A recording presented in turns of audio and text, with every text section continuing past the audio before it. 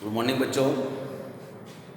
બાળકો, આપણે last lecture સુધીમાં લગભગ ત્રણેય નિયમો વિશે અભ્યાસ કરી દીધો છે. હવે કેટલીક બાબત સામાન્ય બાકી રહી છે એ જરા જોઈ લઈએ. મેં તમને એક બાબત કહેલી મિત્રો, જો તમને યાદ આવતી હોય તો, કે ઇલેક્ટ્રોન રચના જ્યારે લખાવીને ત્યારે ડી કક્ષક અથવા પી કક્ષક, ડી કક્ષક અને એફ કક્ષક કુંડના નિયમમાં જેમની પાસે પેટાકોષની અંદર કક્ષકો હોય છે, પેટાકોષની અંદર જેમાં કક્ષકોની સંખ્યા હોય છે, જેમ કે એસમાં માત્ર એક જ સંખ્યા છે એટલે આપણે એને નથી ગણતા, પણ પી કક્ષકની 3 સંખ્યા છે, પીએક્સ, પીવાય અને પીઝેડ. ડી કક્ષકો 5 છે, આ પાંચેની ઉર્જા સમાન હોય છે. પી કક્ષક 3 છે, ત્રણેયની ઉર્જા સમાન હોય છે. એફ કક્ષક 7 હોય છે, સાતેની ઉર્જા સમાન હોય છે. સમાન ઉર્જાવાળી આવી પેટાકોષની કક્ષકો ને ડીજનરેટ કક્ષકો કહીએ છીએ.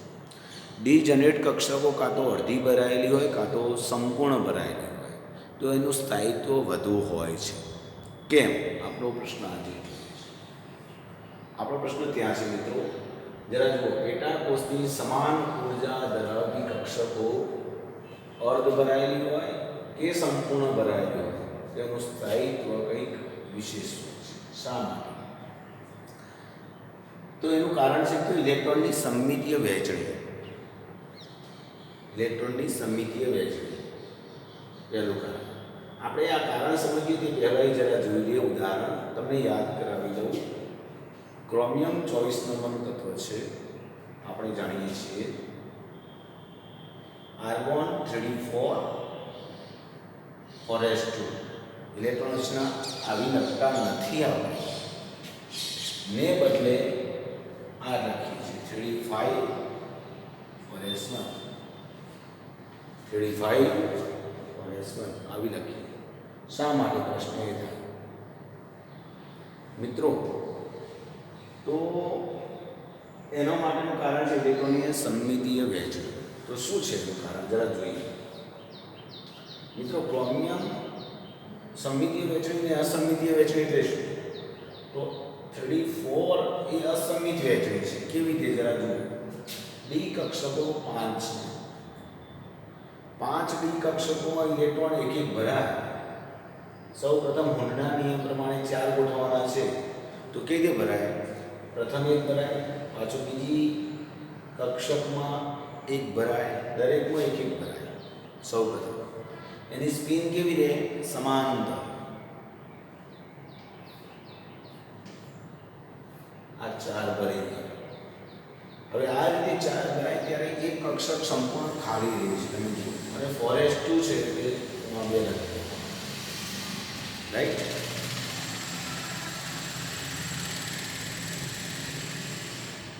તો આ 4 ડી કક્ષકો છે એ ભરાઈ ગઈ, પણ એક સંપૂર્ણ ખાલી રહી, એટલે સિમેટ્રિકલ નથી લાગતું. બધામાં જો એક એક ભરાઈ જાય તો સમમિત વહેંચણી કહેવાય. સરખી ભરાય 5 કક્ષકો, તે સમમિત વહેંચણી કહેવાય. મિત્રો જરા જુઓ, 1 મિનિટ માટે મારે કામ છે. મિત્રો આમાં 4 ઇલેક્ટ્રોન ભરાયા, એક ખાલી રહી, મતલબ સિમેટ્રિકલ વહેંચણી નથી. જો સિમેટ્રિકલ મતલબ બધામાં સરખું વહેંચાય તો એ સમમિત વહેંચણી કહેવાય. અને સરખું ના વહેંચાય તો અસમમિત કહેવાય. તો જુઓ, અહીં 4 જ ઇલેક્ટ્રોન આવ્યા ને ઇલેક્ટ્રોન પૂરા થઈ ગયા. 4s2 તો છે 2 ઇલેક્ટ્રોન, એક સીધી સ્પિન, એક ઉલટી સ્પિન. અસમમિત વહેંચણી છે. હવે આવું થવાના બદલે જો ઇલેક્ટ્રોન 3d અને 4s કક્ષક વચ્ચે ઉર્જાનો બહુ ઓછો તફાવત હોય મિત્રો, એટલે થાય શું? આમાં થાય છે શું મિત્રો? સમમિત વહેંચણી કરવી હોય, ડી કક્ષકો 5 છે, 5માં સમમિત વહેંચણી કરવી હોય તો 4sમાંથી ઇલેક્ટ્રોન 3dમાં આવવો જોઈએ. તો એના માટે 4sમાંથી ઇલેક્ટ્રોન શામાં આવે છે? 3dમાં. 3dમાં કેમ આવી શકે છે? આની ઉર્જા ઓછી છે, આપણને ખબર છે. 4s કક્ષક પ્રથમ ભરાય, પછી 3d ભરાય. શું મિત્રો? આમાં ઇલેક્ટ્રોન રચનામાં આપણને ખબર છે મિત્રો કે આર્ગોન પછી તરત જ કઈ ભરાય? 4s, અને પછી ભરાય 3d. ઉર્જાનો ક્રમ આપણને ભણ્યા છે, યાદ હોવો જ જોઈએ. તો ફોરેસ કક્ષકની ઉર્જા થોડી ઓછી છે, આની થોડી વધારે છે, નો ડાઉટ. ઇલેક્ટ્રોન ફોરેસમાંથી થ્રીડીમાં જવાનું પસંદ આમ તો ના કરે, કારણ કે ઇલેક્ટ્રોન હંમેશા ઓછી ઉર્જામાં રહેવાનું પસંદ કરે છે. તો પછી કેમ આવું કરે છે? તેનું કારણ છે ઇલેક્ટ્રોન જો એક આમ જતો રહે થ્રીડીમાં, તો ઇલેક્ટ્રોનની વહેંચણી થ્રીડી કક્ષકમાં કેવી થઈ જાય છે? સમમિત વહેંચણી થઈ જાય. અને સમમિત વહેંચણી થઈ જાય તો સ્ટેબિલિટી વધી જાય મિત્રો. માટે ક્રોમિયમ ઇલેક્ટ્રોનના આવી જોવા મળતી નથી, કારણ કે ઓછી થાય છે. એના માટે શું થાય છે મિત્રો? આ ઇલેક્ટ્રોન એક આમાં આવી જાય એટલે શું થાય? 3d5 થઈ જાય મિત્રો. અને 5 થાય ત્યારે એક ઇલેક્ટ્રોન વહેંચાઈ જાય, અને જ્યારે એક ઇલેક્ટ્રોન વહેંચાય ત્યારે વહેંચણી કેવી થાય? સમમિત. અને આમાં એક જ ઇલેક્ટ્રોન બચે. તો ઇલેક્ટ્રોનની સમમિત વહેંચણી થઈ ગઈ, સરખી વહેંચણી થઈ ગઈ એકદમ. અને સરખી વહેંચણી વધુ થાય છે, એનું કારણ આ બે લખ્યા છે. ઇલેક્ટ્રોનની જ્યારે સમાન વહેંચણી થાય, પેટા કોષની સમાન ઉર્જા વાળી કક્ષકો, ડીજનરેટ કક્ષકોમાં સમાન ઉર્જા વાળી શબ્દ લખીએ, સમાન ઉર્જા વાળી કક્ષકો અથવા સમાન ઉર્જાની કક્ષકોમાં ઇલેક્ટ્રોનની સંમિત વહેંચણી થવાથી શું થાય? ઇલેક્ટ્રોનનું એકબીજાની શિલ્ડિંગ, એકબીજા પ્રત્યે આકર્ષણ ઓછું થશે. શિલ્ડિંગ, એકબીજાનો ધક્કો મારવાનું કામ ઓછું કરશે.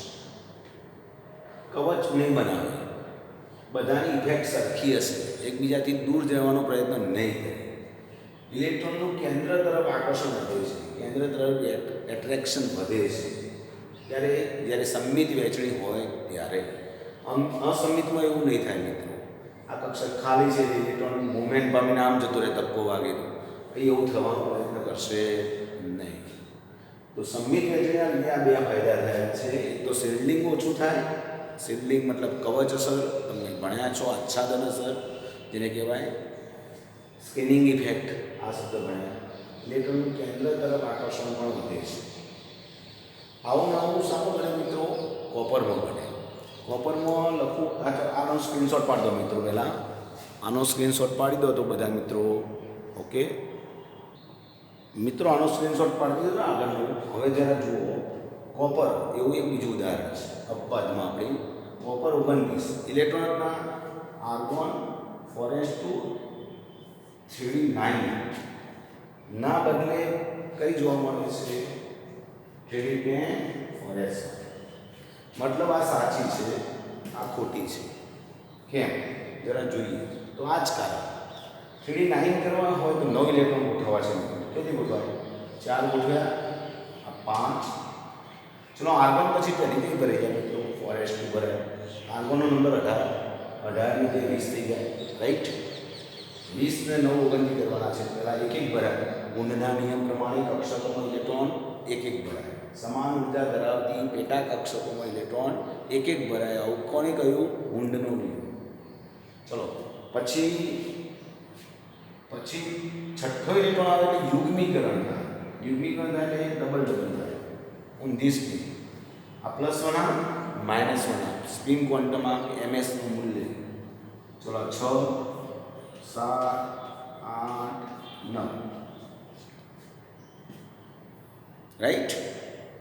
9 ઇલેક્ટ્રોન. શું આ સમાન વહેંચણી થઈ? તો ના, આમાં એક છે, આ બધામાં ડબલ છે. અસમાન વહેંચણી મતલબ અસંમિત વહેંચણી. અસંમિત વહેંચણી કેવી હોય? ઓછી થાય. એના બદલે શું થાય મિત્રો? જો ફોરેસનો ઇલેક્ટ્રોન શ્રેણીમાં આવી જાય તો વહેંચણી સમાન થઈ જાય. અને આ બે વચ્ચે ઉર્જાનો તફાવત કેવો હોય છે? બહુ જ ઓછો. કોના વચ્ચે? ફોરેસ અને 3d વચ્ચે કક્ષકોની ઉર્જાનો તફાવત બહુ ઓછો હોય છે. ફોરેસની ઉર્જા ઓછી, થોડી ઓછી અને થોડી વધુ. તેમ છતાં આમ તો ઇલેક્ટ્રોન વધુ ઉર્જામાં જવાનું પસંદ ના કરે, તેમ છતાં એ પસંદ કરે છે.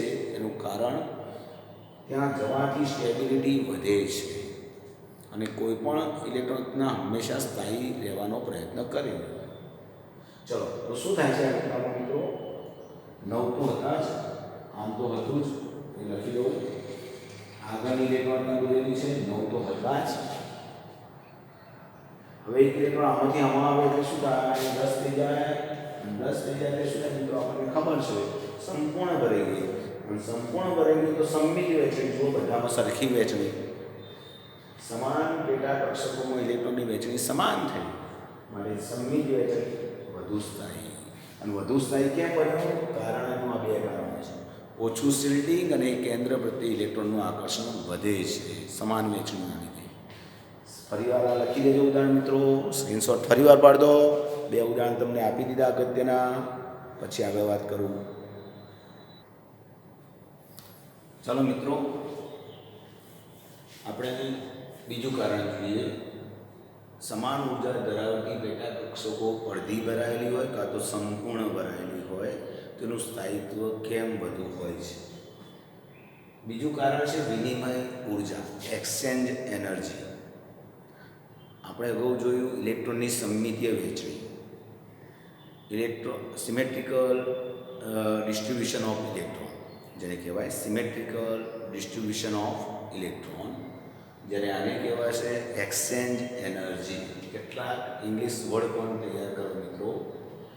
જ્યારે સમાન ઉર્જા ધરાવતી કક્ષકોમાં ઇલેક્ટ્રોન સ્થાનની અદલા બદલી કરે છે, મતલબ ડીજનરેટ કક્ષકો કહેવાય, એની અંદર ઇલેક્ટ્રોન પોતાના સ્થાનની શું કરે? અદલા બદલી. ઇલેક્ટ્રોન ખસીને આમ જાય, આ ખસીને અહીં આવી શકે, સ્થાન પોતાનું બદલે, અરસપરસ સ્થાનની અદલા બદલી કરે, તેના લીધે ઉર્જા રિલીઝ કરે છે, મુક્ત કરે છે. ઇલેક્ટ્રોન જ્યારે પોતામાંથી ઉર્જા કાઢી નાખે ત્યારે સ્વાભાવિકપણે એની ઉર્જા શું થાય? ઘટે. અને ઉર્જા ઘટે તો સ્થાયીતા વધે.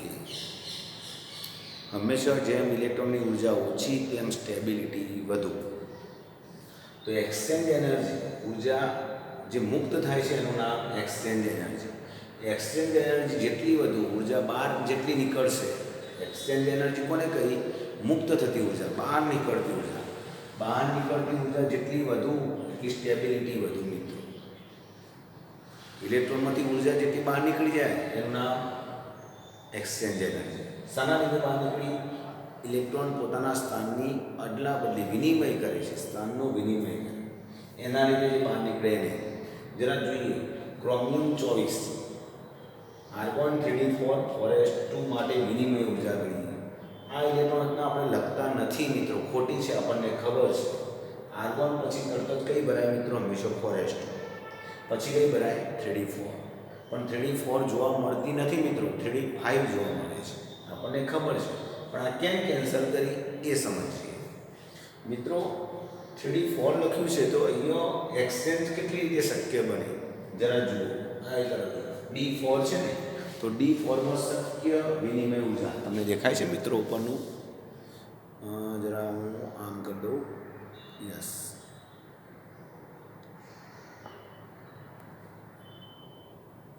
d4 માટે શક્ય વિનિમય લખેલું છે જુઓ. તો વિનિમય શક્ય કેટલા બને જરા જુઓ મિત્રો. હવે આપણે જોઈએ.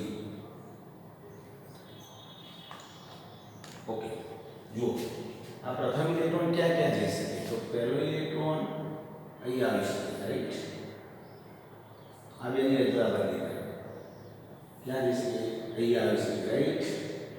બીજો ઇલેક્ટ્રોન આ બેની અદલા બદલી કરે. ત્રીજી સંભાવના અહીં આવી શકે, રાઈટ? તો પ્રથમમાં કેટલા વિનિમય શક્ય છે? તો 3 વિનિમય શક્ય છે. તો લખીએ વિનિમય, ટોટલ વિનિમય કેટલા? શક્ય વિનિમય 3. એક્સચેન્જ 3 થાય છે. જેટલા એક્સચેન્જ વધુ તેટલી એક્સચેન્જ એનર્જી પણ વધુ, અને જેટલી એક્સચેન્જ એનર્જી વધુ તેટલી સ્ટેબિલિટી વધુ. અહીં આમાં ચલો નંબર આપીએ. 1 નંબર, 2 નંબર, 3 નંબર અને 4 નંબરનો ઇલેક્ટ્રોન. આપણે કયા ઇલેક્ટ્રોન માટે એક્સચેન્જ ભણ્યા મિત્રો? પ્રથમ ઇલેક્ટ્રોન માટે શક્યતાઓ. આ એક આમ જાય, આમ જાય, બીજી શક્યતા. ચલો બીજા ઇલેક્ટ્રોન માટે શક્યતા ભણીએ. બીજા ઇલેક્ટ્રોન માટે શું થાય? તો હવે પહેલાં નથી જોવાનું, પહેલાંનું બધું પતી ગઈ શક્યતા. બીજાની શક્યતા કેટલી કેટલી? બીજો જ આવી શકે, બીજો જ આવી જશે. તો બીજામાં કેટલી શક્યતા બને? 2. માટે વિનિમય બીજામાં કેટલા શક્ય બને? 2. બીજા ઇલેક્ટ્રોન માટે 2 જ વિનિમય શક્ય બને છે. ત્રીજા નંબર પહેલા બેનું કામ પૂરું થઈ ગયું, હવે ત્રીજાનું આવ્યું. ત્રીજામાં કેટલા વિનિમય શક્ય બને? માત્ર એક જ આ બે અદલાબદલી કરી ચોથાનું પણ અંદર આવી જ જાય ભેગું, અને ત્યાં બે અદલાબદલી કરી એટલે ચોથો પણ સમાવેશ થઈ ગયો. તો આમાં વિનિમય કેટલા શક્ય બને મિત્રો? એક જ વિનિમય. તો કુલ વિનિમય કેટલા થાય બાળકો? બોલો કુલ વિનિમય કેટલા? તમને દેખાતું નથી, મેં લખેલું કદાચ. ચલો યસ, કુલ વિનિમય કેટલા છે? બોલો કુલ વિનિમય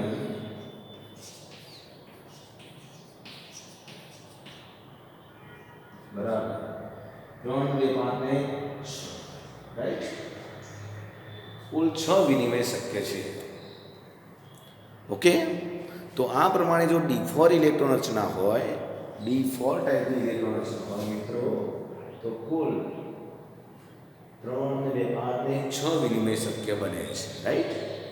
હવે D5 કરીએ તો કેટલા વિનિમય શક્ય બને જોઈ લઈએ. બરાબર, D5 ક્યારે થાય મિત્રો? ફોરેસમાંથી એક ઇલેક્ટ્રોન 3D માં આવે. 3D માં આવે શા માટે?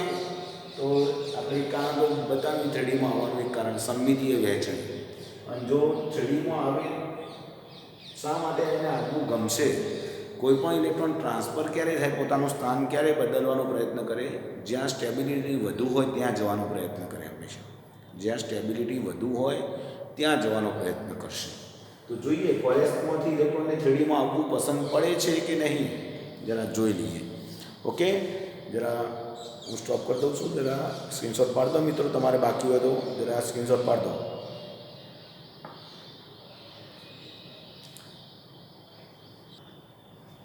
ચલો મિત્રો, હવે સમજીએ.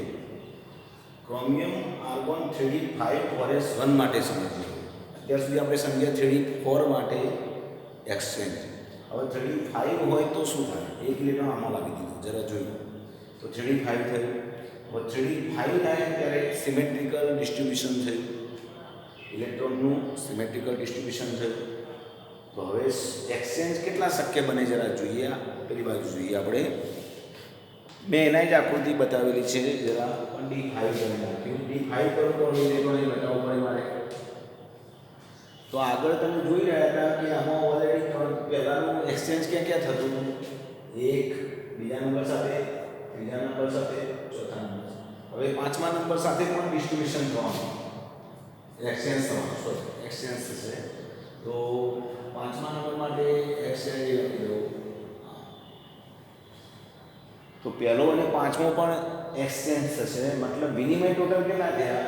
1, 2, 3 અને 4, રાઈટ. તો એ મારે વિનિમયનો અભાવ બદલવાનો થશે મિત્રો. તો વિનિમય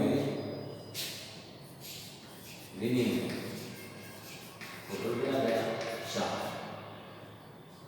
ચલો બીજા પહેલા ઇલેક્ટ્રોન માટે જોઈએ. આપણે બીજા ઇલેક્ટ્રોન માટે જોઈએ. પહેલા 5 ઇલેક્ટ્રોન ભરી દો. 5 ઇલેક્ટ્રોન D5 છે માટે 5 ભરી.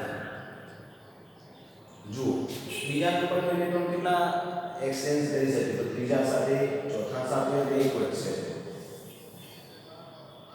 તમે જુઓ એક્સચેન્જ વધી રહ્યા છે. તો અહીં વિનિમય કેટલા થયા ટોટલ? બોલો કેટલા વિનિમય થયા બાળકો? 1, 2 અને 3 વિનિમય. 1, 2 અને 3 વિનિમય. તો વિનિમય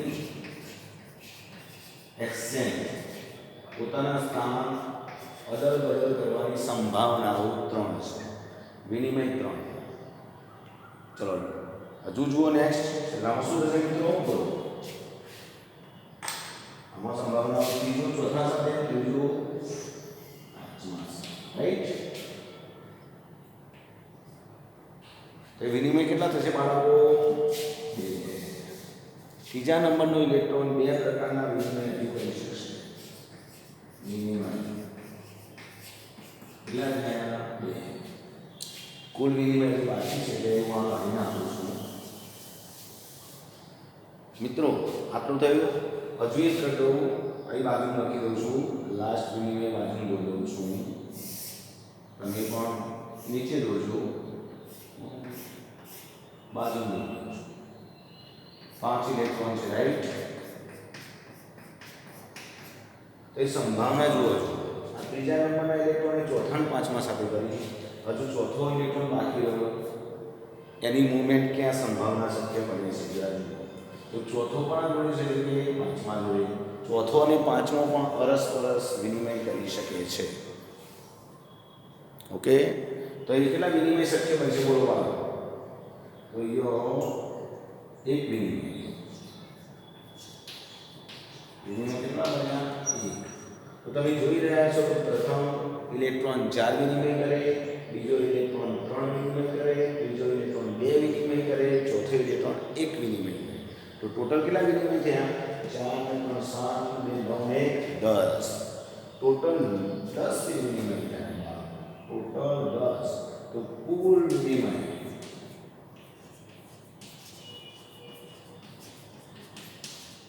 કેટલા થયા? 10. દેખાય છે બાળકો? ઓકે, સમજાવી મારી વાત? તો D5 પ્રકારની ઇલેક્ટ્રોન રચનાથી 10 વિનિમય થાય છે, જ્યારે D4 પ્રકારની રચનાથી કુલ 6 જ વિનિમય થયા, 6. અને જેટલો વિનિમય વધુ એટલે વિનિમય ઉર્જા પણ વધારે, એક્સ મુક્ત થતી ઉર્જા વધુ, અને જેટલી મુક્ત થતી ઉર્જા વધુ તેટલી સ્ટેબિલિટી વધુ. તો સ્વાભાવિકપણે કઈ ઇલેક્ટ્રોનના વધુ સ્થાયી? D5 વધુ સ્થાયી કે D4? હવે તમે જવાબ આપી શકશો બાળકો. D5 વધુ સ્થાયી, કારણ કે એના બે કારણો, મજબૂત કારણો જોયા. એ ઇલેક્ટ્રોનની સમમિતીય વહેંચણી, જેના લીધે શિલ્ડિંગ ઇફેક્ટ ઓછી થઈ, એકબીજા પ્રત્યેનું શિલ્ડિંગ ઓછું થયું, કેન્દ્ર પ્રત્યે આકર્ષણ વધ્યું. સાથે સાથે વિનિમય થવાના લીધે વિનિમય સંભાવના પણ આમાં વધુ, તો વિનિમય ઉર્જા પણ વધુ. આ બધા કારણોના લીધે D5 અર્ધ ભરેલી રચના અથવા સંપૂર્ણ ભરેલી હોય તો પણ આવું જ થાય. કોપરમાં D10 આવે તો એમાં પણ વિનિમય ઉર્જા વધુ હોય છે. એટલે કે અડધી ભરાયેલી હોય કે સંપૂર્ણ ભરાયેલી કક્ષકોમાં, પેટા કક્ષની કક્ષકોમાં વિનિમય ઉર્જા વધુ હોય છે. ઓકે, આનો સ્ક્રીનશોટ પાડતો પછી કેટલાક વિધાનો લખી દઈએ બાળકો. ચલો આટલું સ્ક્રીનશોટ પાડી દીધો. Okay, done. ચલો બાળકો, આ તો આગળનું એમને એમ જ છે. આમ જોઈ લઈએ, આ વિધાન લખી દઈએ છેલ્લે, તમે નોંધ કરી હશે. આગળનું લખી દેવાનું છે, પછી આ લખજો વિધાન. આમ ડી જનરેટ કક્ષકો અડધી ભરાયેલી હોય કે સંપૂર્ણ ભરાયેલી હોય ત્યારે વિનિમય ઉર્જા વધુ હોય છે. આથી તેવી ઇલેક્ટ્રોન રચનાનું સ્થાયિત્વ પણ વિશેષ થાય છે. ઇલેક્ટ્રોનના સ્થાયિત્વ હોવાના કારણોમાં આપણે આટલું શીખ્યા. સારાંશમાં આપણે લખી શકીએ, અડધી ભરાય કે સંપૂર્ણ ભરાય તો સ્થાયી કેમ હોય છે? એનું કારણ બીજાનું કારણ નથી. સાપેક્ષમાં ઓછું શિલ્ડિંગ આપણે જોયું, એ સમમિતીય ઇલેક્ટ્રોનના વહેંચણીના લીધે શિલ્ડિંગ ઓછું કુલોમ્બિક અપાકર્ષણ. અપાકર્ષણ ઓછું મતલબ એટ્રેક્શન વધુ, આકર્ષણ વધુ. અપાકર્ષણ ઓછું તો આકર્ષણ વધુ, સિમ્પલ છે. કેન્દ્ર પ્રત્યે ઇલેક્ટ્રોનનું આકર્ષણ વધુ, વધારે એક્સચેન્જ એનર્જી. મિત્રો, આપણે આના પરથી સારાંશ કાઢી શકીએ છીએ કે પી કક્ષક 3 હોય કાં તો 6, ડી કક્ષકમાં 5 ઇલેક્ટ્રોન હોય કે 10 હોય, એફ કક્ષકમાં 7 હોય કે 14 હોય. આ અડધી ભરાયેલી, આખી ભરાયેલી, અડધી ભરાયેલી, આખી ભરાયેલી, અડધી ભરાયેલી, આખી ભરાયેલી. તો અડધી ભરાયેલી કાં તો આખી ભરાયેલી ઇલેક્ટ્રોનનું સ્થાયિત્વ વધુ હોય છે. સ્થાયિત્વ વધુ છે. ઓકે, તો મિત્રો આખો ટોપિક ખૂબ સારી રીતે ભણ્યા. સ્ક્રીનશોટ પાડો, લખી દેજો મિત્રો. જ્યાં જ્યાં સ્ક્રીનશોટ પાડવાનું કહ્યું ત્યાં ત્યાં લખવાનું પણ રાખજો. ઓકે, ચલો બાળકો, સ્વાધ્યાયના હવે કેટલાક પ્રશ્નો જોઈ લઈએ જે બાકી છે તે. જી કક્ષકને માન્ય રાખે તેવું પ્રિન્સિપલ ક્વોન્ટમ નંબર કયો?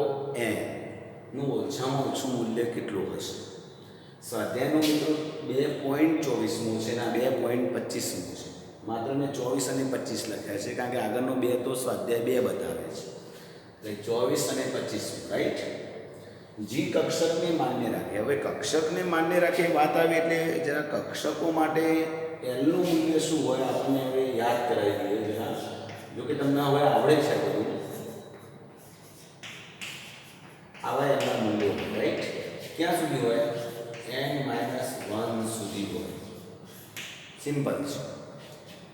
0 થી n-1 સુધી હોય. એલનું મૂલ્ય 0 હોય તો કઈ કક્ષક નક્કી થાય બાળકો? એસ, ટી, ડી, એફ, જી, એચ વગેરે, રાઈટ? તો ઓછામાં ઓછું જીનું મૂલ્ય કેટલું આવે એલ માટે? 4. 4 આવે ત્યારે જી શરૂ થાય. હવે એલ માટે 4 ક્યારે આવે? એલનું કેવું મૂલ્ય લો તો એલ બરાબર 4 આવી શકે? ઓછામાં ઓછું જવાબ એલ. એલની જગ્યાએ તમે 5 લખવા પડે. ઓછામાં ઓછા કેટલા લખવા પડે? 5. તો 5 ઓછા 1 થાય તો 4 આવે. 6 લખો તો પણ 4 આવી જાય, કારણ કે 6 ઓછા 1 એટલે 5 થવાના. અને 5 આવે ત્યારે 0 થી 5. તો એલનું મૂલ્ય ઓછામાં ઓછું 5 લેવું પડે. અહીં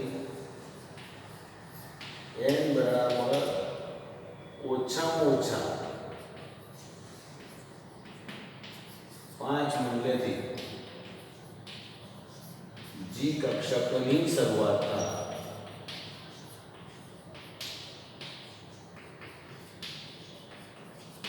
એટલે કે એનનું મૂલ્ય 5 ઓછામાં ઓછું હોવું જોઈએ. માટે એનના મૂલ્ય કયા કયા હોઈ શકે? તો 5, 6, 7, અનંત સુધી, ઇન્ફિનિટી સુધી. 6 લઈ શકાય મિત્રો, કારણ એલનું મૂલ્ય તમે 6 લો તો એલનું સૂત્ર શું છે? આ એલનું સૂત્ર શું છે? 0 થી n-1. તમે 6 લો તો 0 થી 5, અને 0 થી 5 માં 4 આવી જાય. પણ જો તમે 3 લો છો, 4 લો છો, 4 લો છો તો 4 ઓછા 1 એટલે 3 થાય. તો એલના મૂલ્ય કેટલા આવે? 0 થી 3 આવે. અહીં એલનું મૂલ્ય 4 લો તો એલનું મૂલ્ય 0 થી 3 આવે. 0 થી 3 માં 4 ના આવે મિત્રો, અને 4 ના આવે તો જી ના આવે. એલનું મૂલ્ય 4 હોય તો જી કક્ષક આવે, નહીતર નહીં. તો એના માટે એલનું મૂલ્ય ઓછામાં ઓછું 5, 6, 7, 8 વગેરે હોવું જોઈએ. Okay, next. આ બધું ભણી ગયા છે, આમ તો આવડવું જોઈએ આપણને. આના કોન્સેપ્ટ બધા મેં ક્લિયર કરાવેલા છે. 3D કક્ષકમાં 1 ઇલેક્ટ્રોન હોય. 3D કક્ષકો મિત્રો, ડી કક્ષક કેટલી બાળકો? 5.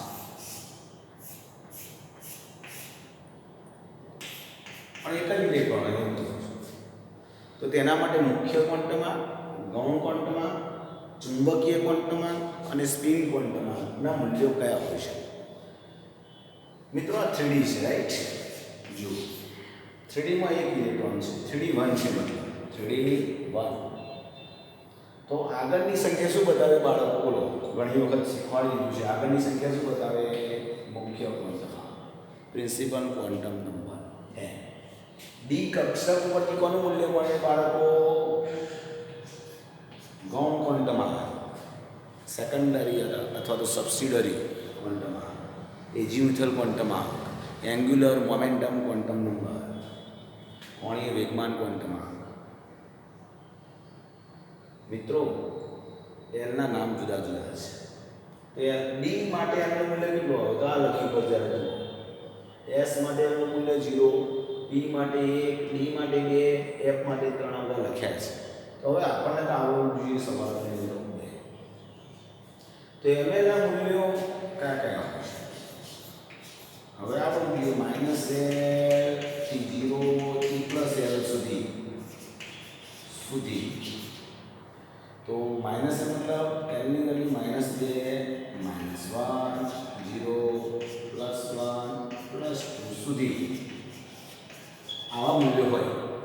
-2 થી +2 સુધીના હોય કહેવાનો ભાવ. તો આમાંથી કયું હશે? તો ડી કક્ષક કઈ છે, પણ કઈ કોઈ નહીં, નક્કી નથી. ડી કક્ષકના પ્રકાર બાળકો આપણને ખબર છે, જોઈ લો. dxy, dx +- y, right? dyz, dz અને dz. બરાબર દેખાય છે? તમને દેખાય છે? ઓકે, ડન, દેખાય છે. હવે 5 કક્ષકો છે, આપણને ખબર છે. કેમ આ રીતે લખી સાહેબ તમને એવું થતું છે? કહું છું, ડી કક્ષકમાં એક ઇલેક્ટ્રોન છે પણ કઈ કક્ષકમાં છે એવું સ્પષ્ટ નથી. બીજું તો આમાંથી કયું મૂલ્ય હશે? આમાં આ ઇલેક્ટ્રોન માટે આ પાંચમાંથી કયું મૂલ્ય હશે? તો એક કક્ષક માટે એક જ મૂલ્ય હોય, એક કક્ષક માટે એક મૂલ્ય હોય, પાંચ કક્ષક માટે પાંચ મૂલ્યો છે. તો આ કક્ષક માટે કયું હશે? -2. એવું તો ના, એવું ના કહી શકાય. આમાંથી કોઈ પણ એક હશે, આમાંથી કોઈ પણ એક હશે, આવું ચોક્કસ કહી શકાય. આમાંથી કોઈ પણ એક, પણ શ્યોર ના કહી શકાય કે -2 હશે અથવા -1 હશે અથવા 0 હશે, એવું કહી શકાતું નથી. યાદ રાખો. બીજી રીતમાં કદાચ કક્ષકોના નામ આપ્યા હોય આવા તો થોડે ઘણે અંશે કહી શકીએ છીએ. મેં તમને કહ્યું તો યાદ કરો બાળકો કે dz² કક્ષક હોય તો હંમેશા 0 લેવું, ml નું મૂલ્ય 0 લેવું. આવું બુકમાં નથી આપ્યું ક્યાંય, આ એક્સ્ટ્રા છે. કદાચ નીટ લેવલની એક્ઝામમાં કદાચ આવી જાય તો આવો આન્સર આપી શકીએ, કદાચ આવી જાય તો. મોટાભાગે નથી આવતું, તેમ છતાંય કહું છું તો dxy અને dx² - y² હોય તો +or -2 લેવાય છે. અને dyz અથવા dzx હોય તો +or મતલબ આનું +2 લો તો આનું -2, અથવા આનું -2 લો તો આનું +2. આ બેમાંથી કોઈ પણ એક. +2 આનું હોઈ શકે, આનું હોઈ શકે. -2 પણ આનું હોઈ શકે, આનું હોઈ શકે. dyz dzx ના મૂલ્યો +1 અને -1 તો પરસ્પરસ ગમે તે લેવાય. dz² ઓલવેઝ z કક્ષક માટે ઓલવેઝ 0. px py અને pz યાદ કરો તો એના મૂલ્યો કયા આવે? -1 0 +1, રાઈટ. એમાં pz નું મૂલ્ય ઓલવેઝ 0, z અક્ષવાળું 0. તો -1 +1 કોના માટે? px py માટે ગમે તે લઈ શકાય, p કક્ષકની. ચલો ઓકે. તો મૂલ્ય 5 માંથી કોઈ એક કયું નક્કી ના કહી શકાય, કારણ કે કક્ષક કદાચ કહ્યું હોય તો આપણે થોડું ઘણું કહી શકીએ. નેક્સ્ટ, સ્પિન ક્વોન્ટમ ms માટે શું વિધાન કર્યું તો યાદ આવે છે મિત્રો? ઇલેક્ટ્રોનની સ્પિન જો સીધી હોય મતલબ ઉપર તરફ હોય તો +1 આવે, જમણી બાજુ ભ્રમણ, અને ઉલટી હોય તો -1 આવે. તો સાહેબ આ સીધી છે, આ સીધી રકમમાં આપી છે કે આપણે લખી? આપણે લખી મિત્રો, જવાબ માટે આપણે લખી દીધું આન્સર છે. તો એવું નહીં કે આપણે જેમ ગોઠવીએ એમ ઇલેક્ટ્રોનની સ્પિન થાય. મતલબ આપણે સીધો ઇલેક્ટ્રોન ગોઠવીએ તો ઇલેક્ટ્રોન જમણી બાજુ ફરે, ઊંધો ગોઠવીએ તો ડાબી બાજુ ફરે. આપણે ગોઠવીએ એમ ફરે કે જેમ ફરતો એમ લખવાનું હોય, ફરતો હોય એમ લખવાનું હોય મિત્રો. તેનો મતલબ એ થાય કે સ્પિન ક્વોન્ટમનું મૂલ્ય કાં તો સીધું હોય કાં તો ઊંધું હોય, બંનેમાંથી કોઈ એક હોઈ શકે. એટલે +1 કે -1, બેમાંથી એક ઇલેક્ટ્રોન હોય, બેમાંથી એક હશે. +1 કે -1. તો ચારેય ક્વોન્ટમ આંકના મૂલ્યો આવા હોઈ શકે. માંથી કોઈ એક, પાંચમાંથી કોઈ એક. આ ઇલેક્ટ્રોન માટે 5માંથી કોઈ એક હશે. ઓકે, લખી દો મિત્રો, સ્ક્રીનશોટ પાડી દો. સમજો મારી વાતને ધ્યાનથી તો વધુ સારી રીતે આવડશે. ચલો બાળકો, 26મો પ્રશ્ન સ્વાધ્યાયનો જોઈ લઈએ. ઈજી છે. એક તત્વના પરમાણુમાં ઇલેક્ટ્રોન 29 છે, ન્યુટ્રોન 35 છે, તો પ્રોટોનની સંખ્યા અને ઇલેક્ટ્રોન રચના લખો. સિમ્પલ, બહુ સરળ છે, ધ્યાનથી. તત્વનો પરમાણુ કીધું કયો છે? તત્વ વીજભાર ધરાવે છે એવું કહ્યું નથી, મતલબ તટસ્થ સમજવાનું. તત્વ કેવું સમજવાનું? તટસ્થ. અને તટસ્થ તત્વમાં જેટલા ઇલેક્ટ્રોન હોય એટલા જ પ્રોટોન હોય. તો સ્વાભાવિકપણે પહેલો આન્સર મળી જાય, જેટલા ઇલેક્ટ્રોન એટલા જ પ્રોટોન, મતલબ 29 પ્રોટોન્સ. અને જેટલા પ્રોટોન હોય એટલો પરમાણુ ક્રમાંક હોય. તો સિમ્પલ, આ 29 નંબરનું તત્વ આપણને આવડે, કારણ કે 1 થી 30 નંબરના તૈયાર કરવાના કયા છે. તો 29 નંબરનું તત્વ કોપર છે, જેનો નંબર 29 લખી શકીએ. સમજો કઈ રીતે લખી રહ્યો છું. કોપર એ 29 નંબરનું તત્વ છે, પરમાણુ ક્રમાંક એટલે પ્રોટોનની સંખ્યા.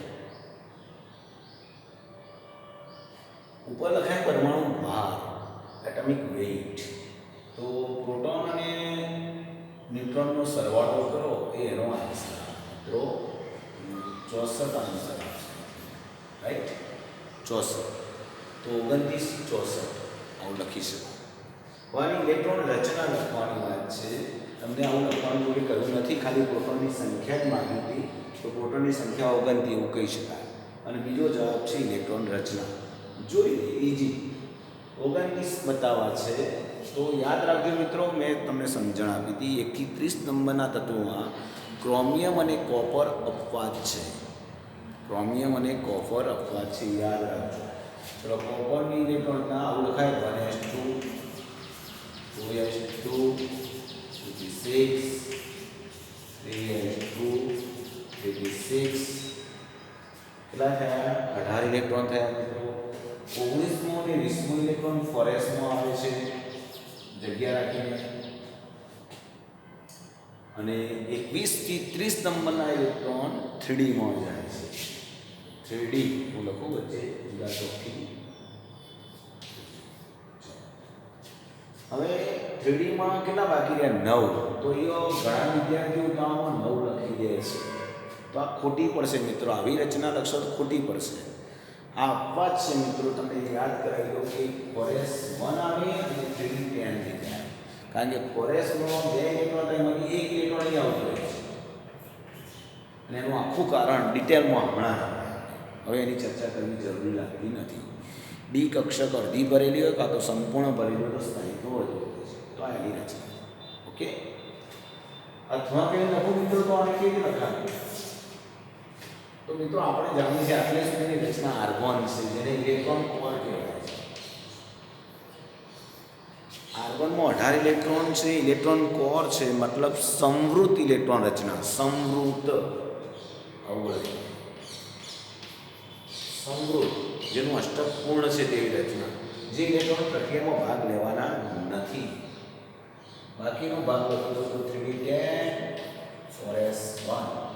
રાઈટ, આ થઈ ઇલેક્ટ્રોન રચના. દેખાય છે મિત્રો? યસ. આન્સર મળી ગયો. આ જવાબ બહુ ઇઝી. કેવા ઇઝી! આવા પ્રશ્નો જ આવે નીટમાં મિત્રો. MCQમાં આવા પ્રશ્નો જ આવે અને આવડે ઇઝી આવશે. બહુ ભારે દાખલા આવતા નથી. આ ચેપ્ટરની અંદર ઘણા બધા અઘરા દાખલા છે, પણ MCQની અંદર આવા અઘરા દાખલા આવતા નથી બાળકો. કારણ કે MCQની અંદર 1 મિનિટમાં એક પ્રશ્ન સોલ્વ કરવાનો થાય છે. એટલે એની અનુસંધાનમાં એવા જ દાખલા પૂછવામાં આવે જે સરળતાથી વિદ્યાર્થીઓ લખી શકે. લાંબી લાંબી ગણતરીવાળા આવતા જ નથી, એટલે બહુ ટેન્શન લેવાની જરૂર નથી. ઓકે, એ થિયોરિટિકલ માટે બરાબર છે. બાકી MCQ નીટ અને G લેવલની એક્ઝામમાં ચાલી જાય છે. સરળ પ્રશ્નો આવવા નીકળે છે. ઓકે, પણ સમજણ સાથે હોવું જોઈએ. સમજણ સાથે. ચલો નેક્સ્ટ. n બરાબર 4 માટે L અને ml ના શક્ય મૂલ્યો જણાવો. મિત્રો વિડીયો 38 મિનિટનો થયો છે, જરા ઝડપથી કામ કરીશું. n બરાબર 4 છે તો L બરાબર શું આવે? સૂત્ર શું? 0 થી n-1 સુધી યાદ રાખવા સૂત્ર આવવું જોઈએ ફરજિયાત. તો n ની કિંમત 4 લખો. શું જવાબ આવે? n બરાબર 4 માટે શું લખાય? તો L બરાબર 0 થી શું આવશે? 4 લખો. 4 ઓછા 1 3 માટે 0 1 2 અને 3. રાઈટ, એના વેલ્યુ 4 હોઈ શકે. 0 1 2 3. હવે L બરાબર 0, ml ના મૂલ્યો લઈએ છીએ. ml ના મૂલ્યો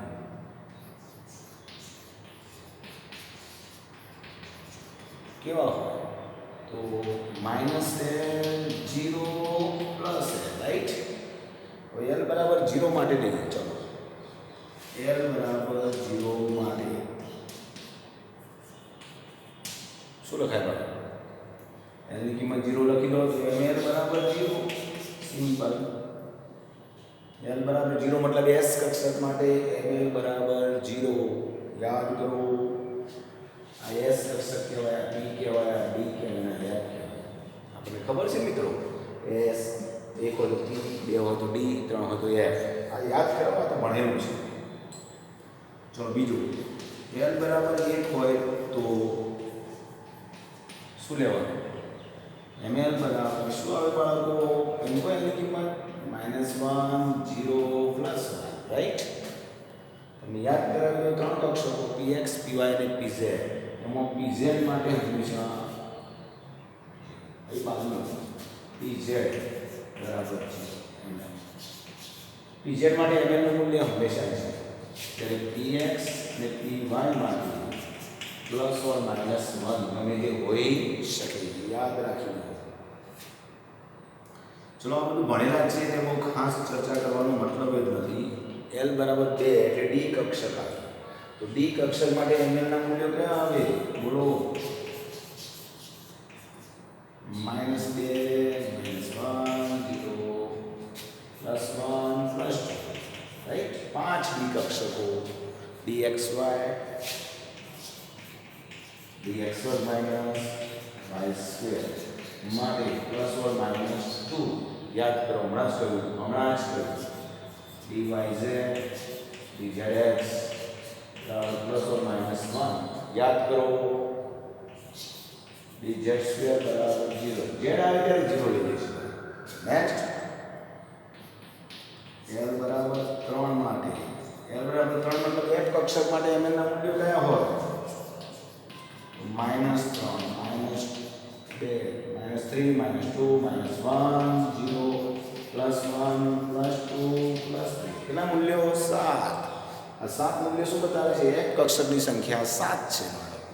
આ 5 મૂલ્યો શું બતાવે છે? ડી માટે ડી કક્ષકની સંખ્યા 5 છે. આ 3 મૂલ્યો શું બતાવે છે? પી કક્ષકની સંખ્યા 3 છે. એસ માટે ml નું એક જ મૂલ્ય 0, તો એસ કક્ષકની સંખ્યા 1 છે. ચાલો બાળકો એક કામ કરીએ છીએ, આટલી વિડીયો આટલો રવા દઈએ છીએ. તમે સ્વાધ્યાયનો 63મો 64મો 65મો અને 63 આઈ થિંક 62 હા 62 થી 67 સ્વાધ્યાયનો હોમવર્કમાં લખો. 62 તો 67 2.65 થી 2.67 સુધીના પ્રશ્નો જાતે કરજો, પ્રયત્ન કરજો. નહીં આવડે તો શીખવાડીશું. ઓકે, ગુડ ડે, આવજો.